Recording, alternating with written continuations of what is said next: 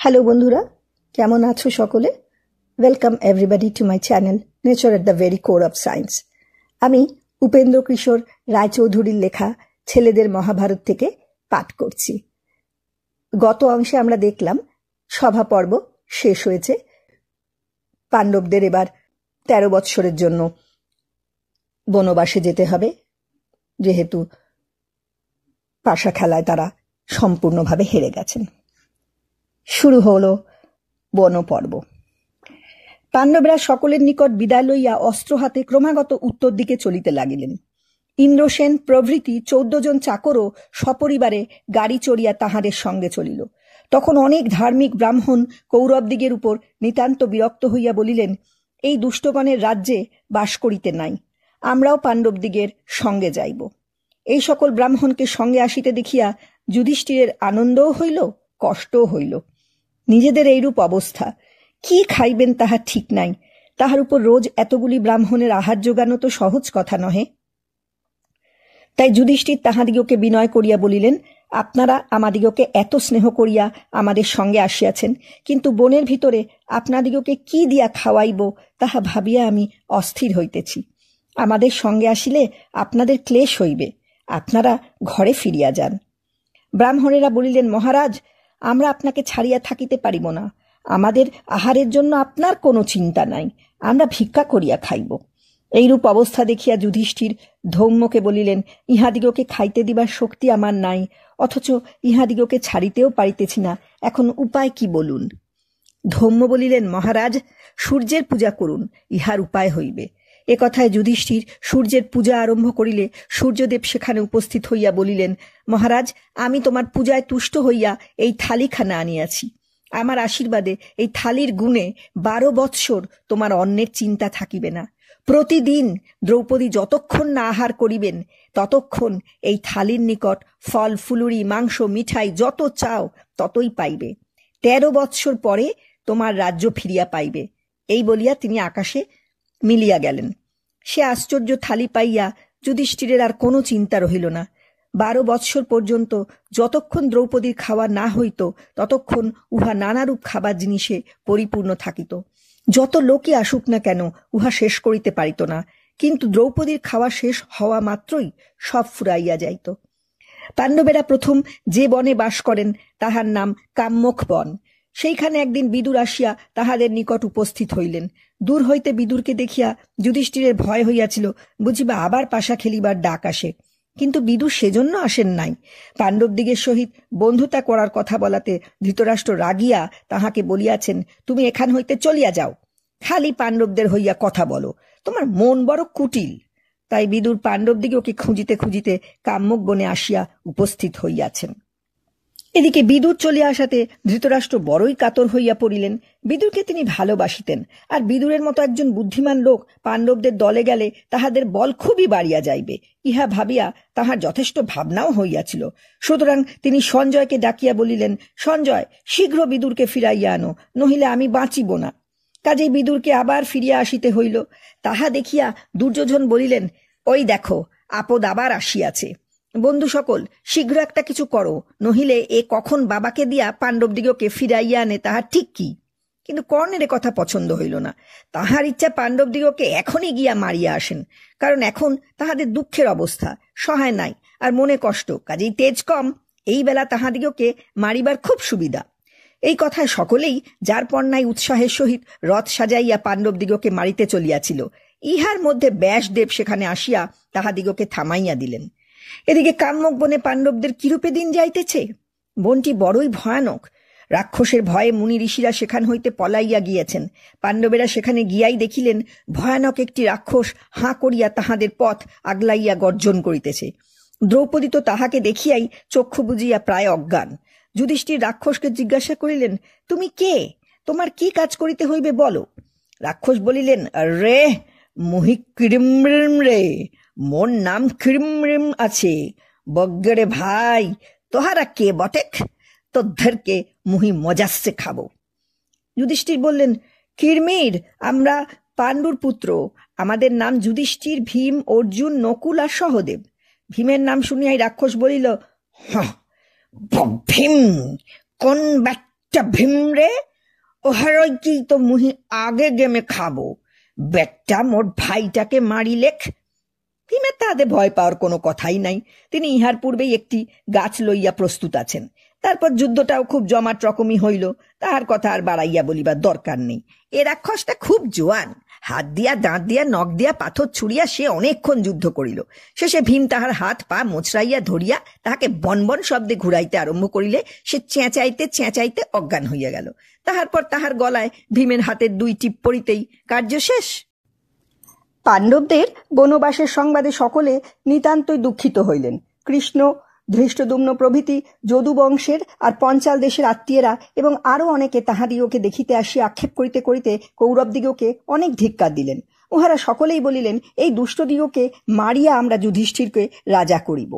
মুনি ঋষিরা সর্বদাই পাণ্ডবদিগকে দেখিতে আসিতেন। সাধারণ লোকেরাও দলে দলে তাহাদিগকে দেখিতে আসিয়া তাহাদের সঙ্গে সেই বনেই থাকিয়া যাইত। কাম্যক বনেই যে তাহারা আগাগোড়া ছিলেন তাহা নহে, কখনো কাম্যক বনে, কখনো দ্বৈত বনে, কখনো বা নানান তীর্থে এইরূপে ঘুরিয়া ফিরিয়া তাহারা সময় কাটাইতেন। এক স্থানে অধিক দিন থাকিলে ফলমূল মিলানো কঠিন হয়, শিকারও ফুরাইয়া যায়, কাজেই ঘুরিয়া বেড়াইবার বিশেষ দরকার ছিল। বনে থাকায় খুব কষ্ট, তাহাতে আর সন্দেহ কি। আর শত্রুদিগকে সাজা দিবার ইচ্ছাও সকলেরই হয়। সুতরাং দ্রৌপদী যে পাণ্ডবদিগের দুঃখ দেখিয়া কাতর হইবেন আর শত্রুদিগকে তাড়াইয়া নিজের রাজ্য লইবার জন্য যুধিষ্ঠিরকে বারবার পীড়াপিড়ি করিবেন, ইহা আশ্চর্য নহে। এ সকল সময় ভীম সর্বদাই দ্রৌপদীর কথায় সায় দিতেন, কিন্তু যুধিষ্ঠির তাহাতে ব্যস্ত না হইয়া মিষ্ট কথায় তাহাদিগকে বুঝাইতেন যে উহারা অন্যায় কাজ করিয়াছে বলিয়া পাণ্ডবদিগকেও তাহা করিতে হইবে, তাহা ঠিক নহে। ক্ষমা করাই যথার্থ ধর্ম। রাগের বশ হইয়া কাজ করিলে ধর্ম নষ্ট হয়। তাহা ছাড়া যুধিষ্ঠির বেশ জানিতেন যে দুর্যোধনের পক্ষে কর্ণ প্রভৃতি বড় বড় যে সকল বীর আছেন তাহাদিগকে ইচ্ছা করিলেই হারাইয়া দেওয়া যায় না, ইহার জন্য বিশেষ আয়োজন চাই। তাই তিনি ভীমকে বলিলেন, ভাই, কর্ণ যে কত বড় যোদ্ধা এ কথা ভাবিয়া আমার ঘুম হয় না। এ কথার উত্তর দেওয়া ভীমের পক্ষেও সহজ ছিল না, তাই তিনি মুখ ভার করিয়া চুপ করিয়া থাকিতেন। এমন সময় ব্যাসদেব পাণ্ডবদিগকে দেখিতে আসেন। তিনি যুধিষ্ঠিরকে বলিলেন, তোমাকে প্রতিশ্রুতি নামক বিদ্যা শিখাইয়া দিতেছি, তুমি অর্জুনকে উহা শিখাইবে। উহার গুণে সে মহাদেব ইন্দ্র, যম, বরুণ, কুবের প্রভৃতি দেবতাকে তপস্যায় তুষ্ট করিয়া সহজে বড় বড় অস্ত্র লাভ করিতে পারিবে। এই বিদ্যা পাইয়া পাণ্ডবদের মনে খুবই আশা হইল। যুধিষ্ঠিরের নিকট ইহা শিখিবার পর অর্জুন তখনই তপস্যায় বাহির হইতে আর বিলম্ব করিলেন না। কবচ, গান্ডীব, অক্ষয়, তুন প্রভৃতি লইয়া তিনি তপস্যায় বাহির হইলেন। যাত্রা করিবার সময় সকলে তাহাকে প্রাণ ভরিয়া আশীর্বাদ করিলেন, তোমার সিদ্ধি লাভ হোক। তারপর হিমালয় আর গন্ধমাদন পর্বত পার হইয়া ইন্দ্রকিল নামক পর্বতে উপস্থিত হইলেন। এমন সময় কোথা হইতে একটি কৃষ্ণকায় তপস্বী আসিয়া তাহাকে বাধা দিয়া হাসিতে হাসিতে বলিলেন, কে হে তুমি ধনুর্বাণ লইয়া এখানে আসিয়াছ? এখানে ধনুর্বাণ দিয়া কি করিবে? উহা ফেলিয়া দাও। অর্জুন ইহাতে ধনুক না ফেলায় তপস্বী খুশি হইয়া বলিলেন, বাছা, বল লও, আমি ইন্দ্র। অর্জুন জোর হাতে ইন্দ্রকে প্রণাম করিয়া বলিলেন, আপনার নিকট অস্ত্র শিক্ষা করিতে আসিয়াছি, দয়া করিয়া আমাকে সেই বর দিন। ইন্দ্র বলিলেন, আগে শিবকে সন্তুষ্ট করো, তারপর অস্ত্র পাইবে। এই বলিয়া ইন্দ্র চলিয়া গেলেন। অর্জুন হিমালয়ের নিকটে আসিয়া শিবের তপস্যা আরম্ভ করিলেন। ক্রমাগত 4 মাস ধরিয়া তিনি অতি ভয়ঙ্কর তপস্যা করিয়াছিলেন। প্রথম মাসে 3 দিন অন্তর আহার করিতেন, দ্বিতীয় মাসে 6 দিন অন্তর, তৃতীয় মাসে 15 দিন অন্তর, চতুর্থ মাসে কেবল বাতাস ভিন্ন আর কিছুই খান নাই। অঙ্গুষ্ঠ মাত্র ভর করিয়া ঊর্ধ্ব হস্তে সারাটি মাস নাড়াইয়া কেবল তপস্যা করিয়াছিলেন। এদিকে সেখানকার মুনি ঋষিগণের মনে বড়ই ভাবনা উপস্থিত। অর্জুনের সেই ভয়ানক তপস্যার তেজে ইহারই মধ্যে চারিদিক ধোঁয়ার মতো হইয়া উঠিয়াছে। তাহারা সকলে ব্যস্তভাবে শিবের নিকট গিয়া বলিলেন, প্রভু, আমরা অর্জুনের তপস্যার তেজ সহিতে পারিতেছি না, ইহাকে শীঘ্র থামাইয়া দিন। মহাদেব কহিলেন, তোমরা ব্যস্ত হইও না, আমি আজই অর্জুনকে সন্তুষ্ট করিয়া দিতেছি। সুতরাং মুনিরা নিশ্চিন্ত মনে ঘরে ফিরিয়া গেলেন। ততক্ষণে শিব আর দুর্গাও কিরাতিনীর বেশে অর্জুনের তপস্যা স্থানে গিয়া উপস্থিত হইয়াছেন। ভূতগুলিও নানা সাজে সঙ্গে চলিয়াছে। এদিকে আবার কোথাকার একটা দানব শুয়োর সাজিয়া অর্জুনকে মারিতে আসিয়াছে। অর্জুনও গান্ডীব টানিয়া তাহাকে বধ করিতে প্রস্তুত। এমন সময় ব্যাধের বেশে মহাদেব আসিয়া তাহাকে বাধা দিয়া বলিলেন, আরে থামো ঠাকুর, আমি আগে নিশানা করিয়াছি, ধনুকে তীর চড়াইয়া আমি আগে তাক করিয়াছি। সামান্য ব্যাধের কথা অর্জুনের গ্রাহ্যই হইল না। তিনি তাহা তুচ্ছ করিয়া শুয়োরের ওপর তীর ছুড়িলেন। ব্যাধও ঠিক তার সঙ্গে সঙ্গেই আর এক তীর ছুড়িল। তখনই এই কথা লইয়া দুজনের মধ্যে ভয়ানক তর্ক উপস্থিত হইল। অর্জুন বলিলেন, আমার শিকারে তুমি কেন তীর ছুটতে গেলে? দাঁড়াও, তোমাকে সাজা দিতেছি। ব্যাধ হাসিতে হাসিতে বলিল, আমি আগে নিশানা করিয়াছিলাম, আমার তীরেই শুয়োর মরিয়াছে। তুমি দেখিতেছি বেয়াদব, দাঁড়াও, তোমাকে সাজা দিতেছি। এ কথায় অর্জুন বিষম রাগিয়া ব্যাধের উপরে কতই বান মারিলেন। ব্যাধ বান খাইয়া খালি হাসে আর বলে, আরো মার, দেখি তোর কত অস্ত্র আছে। অর্জুনের যত বড় বড় বান, ভারী ভারী অস্ত্র ছিল, তিনি তাহার কোনোটাই ছুড়িতে বাকি রাখিলেন না। ব্যাধ বান খায় আর কেবলই হাসে। অর্জুনের এমন যে অক্ষয় তুন, ক্রমে তাহাও খালি হইয়া গেল। কিরাত তাহার সকল বান গিলিয়া খাইয়া তখনও হাসিতেছে। বান ফুরাইলে অর্জুন গান্ডীব দিয়াই কিরাতকে মারিতে গেলেন। সে সর্বনেশে মানুষ তাহাও কাড়িয়া লইল। তারপর খড়গ লইয়া দু হাতে কিরাতের মাথায় মারিলেন। খড়গ দুখানা হইয়া গেল। সকল অস্ত্র শেষ হইলে গাছ পাথর ছুঁড়িতে লাগিলেন, তাহাতেও কিছু ফল হইল না। শেষে ভয়ানক রাগের ভরে কিরাতকে জড়াইয়া ধরিতে গেলে সে তাহাকে ধরিয়া এমনই চাপিয়া দিল যে তাহাতে তিনি একেবারে অজ্ঞান হইয়া গেলেন। জ্ঞান হইলে অর্জুন মাটির শিব গড়িয়া ফুলের মালা দিয়া তাহার পূজা করিতে বসিলেন। সেই ফুলের মালা অর্জুনের গড়া শিবে না পড়িয়া একেবারে সেই কিরাতের মাথায় উপস্থিত। তাহা দেখিয়া অর্জুনও তাড়াতাড়ি তাহার পায়ে গিয়া পড়িলেন, কারণ তখন আর তাহার বুঝিতে বাকি রহিল না যে এ ব্যাধ নয়, স্বয়ং শিব। অর্জুন বলিলেন, প্রভো, না জানিয়া যুদ্ধ করিয়াছি, অপরাধ ক্ষমা করুন। মহাদেব বলিলেন, অর্জুন, আমি বড়ই সন্তুষ্ট হইয়াছি। এই লও তোমার গান্ডীব, তোমার তুনও আবার অক্ষয় হইল। তুমি যথার্থ বীর পুরুষ, এখন বর লও। অর্জুন বলিলেন, দয়া করিয়া আমাকে আপনার পাশুপত নামক অস্ত্র দান করুন। তখন মহাদেব তাহাকে সেই অস্ত্র দিয়া তাহা ছাড়িবার এবং থামাইবার মন্ত্র শিখাইয়া দিলেন। সে ভয়ঙ্কর অস্ত্রের তেজে তখন ভূমিকম্প আর বজ্রপাতের মতো শব্দ হইয়াছিল। অর্জুনকে অস্ত্র দিয়া মহাদেব চলিয়া গেলে বরুণ, কুবের, যম আর ইন্দ্র সেখানে আসিয়া তাহাকে নানারূপ অস্ত্র দিলেন। যমের দণ্ড, বরুণের পাশ প্রভৃতি অতি আশ্চর্য এবং ভয়ঙ্কর সব অস্ত্র। এ অস্ত্র সকল তো অর্জুন পাইলেন। তারপর স্বর্গে গিয়া ইন্দ্রের এবং দেবতাদিগের নিকট কত আদর, কত সম্মান, কত শিক্ষা পাইলেন, তাহা লিখিয়া শেষ করা যায় না।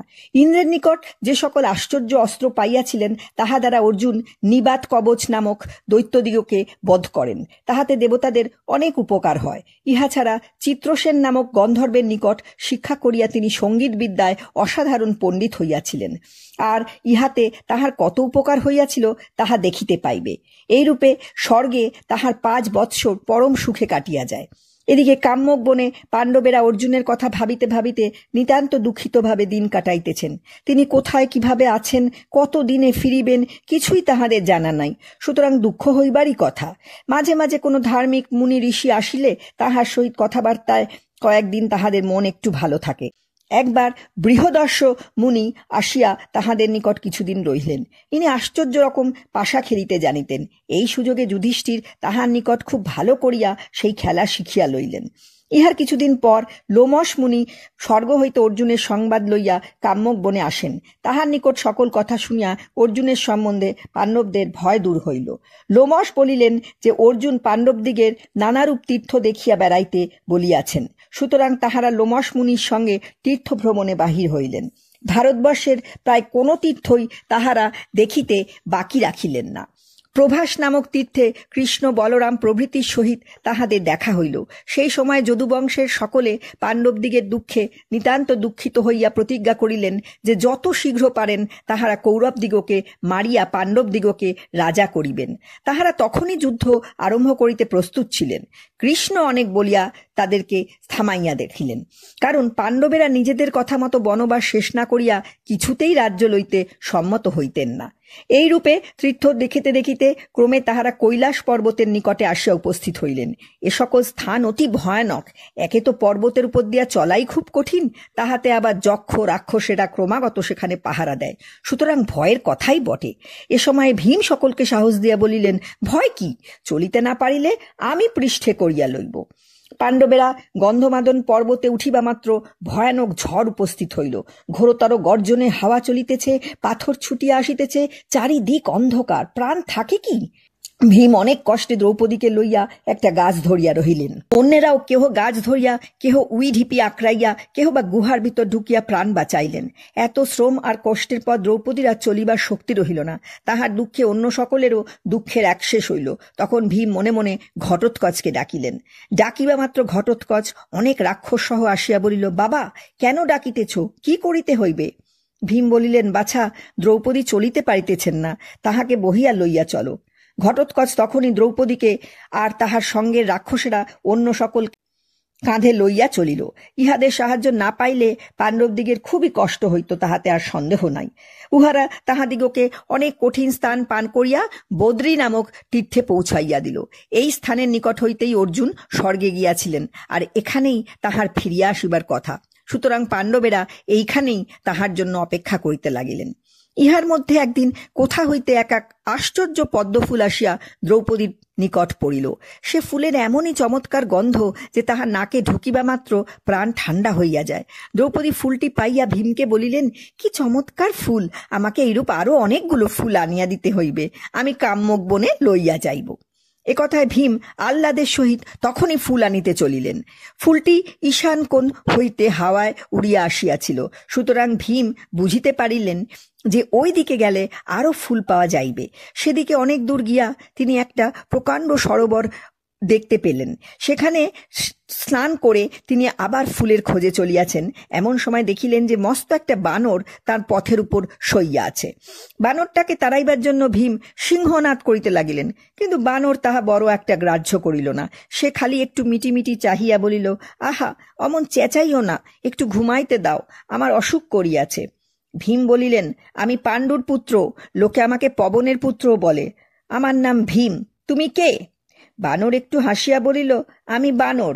ভীম বলিলেন, পথ ছাড়ো, নইলে সাজা পাইবে। বানর বলিল, বড় অসুখ করিয়াছে, উঠিতে পারি না, আমাকে ডিঙাইয়া চলিয়া যাও। ভীম বলিলেন, সকল প্রাণীর শরীরেই ভগবান আছেন, তোমাকে ডিঙাইলে তাহাকে অমান্য করা হইবে, আমি তাহা পারিব না। বানর বলিল, বুড়া হইয়াছি, উঠতে পারি না, আমার লেজটা সরাইয়া পাশ দিয়া চলিয়া যাও। ভীম মনে মনে বলিলেন, বটে, আচ্ছা দাঁড়াও, এই লেজ ধরিয়া তোমাকে ধোপার কাপড় কাচা দেখাইতেছি। এই মনে করিয়া তিনি বাঁ হাতে বানরের লেজ ধরিলেন, কিন্তু তাহা নাড়িতে পারিলেন না। তারপর দুই হাতে ধরিয়া টানিলেন, তবুও নাড়িতে পারিলেন না। প্রাণপণ করিয়া টানিলেন, তাহার চোখ বাহির হইয়া আসিবার গতিক হইল। ভ্রু আর কপাল ভয়ানক কোচকাইয়া গেল, মুখ কালো হইয়া উঠিল, গা দিয়া ঘাম ঝরিতে লাগিল, তবুও লেজ নড়িল না।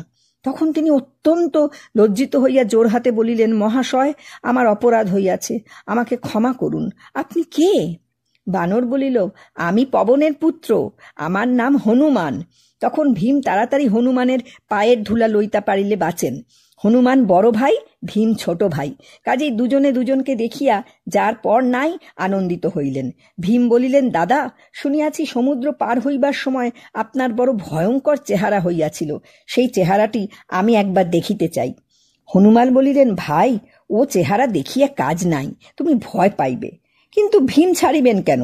তাহার যে বীর বলিয়া বেশ একটু অহংকার আছে, কাজেই শেষটা হনুমানকে সেই চেহারা দেখাইতে হইল। কি ভয়ঙ্কর বিশাল চেহারা! কোথায় বা তাহার মাথা, কোথায় বা তাহার লেজ!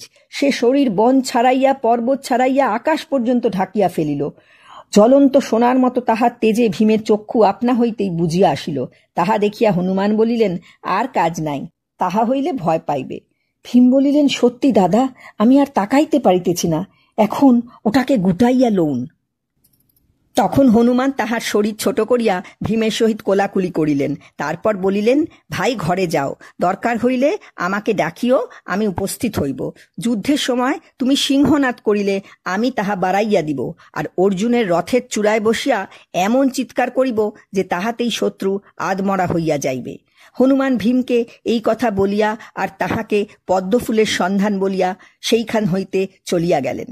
কৈলাস পর্বতের উপরে কুবেরের সরোবরে এই ফুল ফোটে। ফুলগুলি সোনার, তাহার বোঁটা বৈদুর্যমণির, আর তাহার গন্ধের কথা তো পূর্বেই বলিয়াছি। কুবেরের শত শত রাক্ষস প্রহরী সরোবরে পাহারা দেয়। ইহারা ভীমকে নিষেধ করিয়া বলিল, হাঁ রে, ই কি মন লোক বটেক! কুবেরের মহারাজ্যকু বলিলেকনি, পুচ্ছিলেকনি, আউ ফুল লেবেকে চলিলেক। ভীম বলিলেন, কোথায় তোমাদের কুবের মহারাজ, যে তাহার নিকট জিজ্ঞাসা করিব? আমার নাম ভীম, আমি পাণ্ডুর পুত্র, আমরা ক্ষত্রিয়, কাহাকেও জিজ্ঞাসা করিয়া কাজ করি না। পাহাড়ের উপর ফুল ফুটিয়াছে, তাহা তোমাদের কুবেরের যেমন, আমারও তেমনি, জিজ্ঞাসা আবার কাহাকে করিব? এই বলিয়া ভীম জলে নামিলেন, আর রাক্ষসেরাও অমনি ধর, মার, কাট, বাঁধ, খা বলিতে বলিতে মরপুট্টি সাথে দাঁত কর্মর করিতে করিতে তাহাকে আক্রমণ করিল। কিন্তু ভীমের গদা যে কেমন জিনিস তা তো তাহারা জানিত না। সেই গদা ঘুরাইয়া ভীম যখন নিমেষের মধ্যে 100টা রাক্ষসের মাথা ফাটাইয়া ফেলিলেন, তখন আর গুলি অস্ত্র শস্ত্র ফেলিয়া ছিঁয়া চাইতে ঊর্ধ্বশ্বাসে কুবেরের কাছে গিয়া উপস্থিত হইল। কুবের তাহাদের নিকট সকল কথা শুনিয়া বলিলেন, আমি জানি ভীম দ্রৌপদীর জন্য ফুল নিতে আসিয়াছে, উহার যত ইচ্ছা তত ফুল লইয়া যাইতে দাও। সুতরাং রাক্ষসেরা ভীমকে আর বাধা দিল না, তিনি স্বাদ মিটাইয়া ফুল লইলেন। এদিকে পাণ্ডবেরা ভীমের বিলম্ব দেখিয়া তাহাকে খুঁজিতে খুঁজিতে ঘটোৎকচের সাহায্যে সেখানে আসিয়া উপস্থিত হইয়াছেন। কুবেরের কথায় কিছুদিন তাহাদিগকেও সেই স্থানে থাকিতে হইল। তারপর সেখান হইতে বিদায় লইয়া আবার বদ্রিকাশ্রমে আসিয়া তাহারা অর্জুনের অপেক্ষা করিতে লাগিলেন। এই সময় ভীম আর একটা রাক্ষস মারেন, এটার নাম জটাসুর। হতভাগা এমন চমৎকার ব্রাহ্মণ সাজিয়া আসিয়াছিল যে পাণ্ডবেরা তাহাকে রাক্ষস বলিয়া চিনিতেই পারেন নাই। তাহারা তাহাকে ব্রাহ্মণ মনে করিয়া আদরের সহিত সঙ্গে রাখিয়াছেন, আর ইহার মধ্যে দুষ্ট কোনো একটা সুযোগে একদিন যুধিষ্ঠির, নকুল, সহদেব বা দ্রৌপদীকে লইয়া ছুট দিয়াছে। তাহার সাজাটাও ভীমের হাতে সে তেমন করিয়াই পাইল। তারপর ক্রমে অর্জুনের ফিরিবার সময় কাছে আসিলে পাণ্ডবেরা আবার গন্ধমাদন পর্বতে যান। ইহার কিছুদিন পরেই ইন্দ্রের রথে চড়িয়া অর্জুন স্বর্গ হইতে তাহাদের নিকট আসিয়া উপস্থিত হইলেন। অর্জুনকে পাইয়া পাণ্ডবদের এবং দ্রৌপদীর সুখের সীমা রহিল না। ইহার পরে পাণ্ডবেরা আবার কাম্যক বনে ফিরিয়া আসিলেন। ফিরিবার সময় অবশ্য পথে অনেক ঘটনা হইয়াছিল, কিন্তু তাহার কথা বিশেষ করিয়া বলিবার দরকার নাই। কেবল ভীম একটি সাপের মুখে পড়িয়া কিরূপ নাকাল হইয়াছিলেন তাহা একটু শুনো।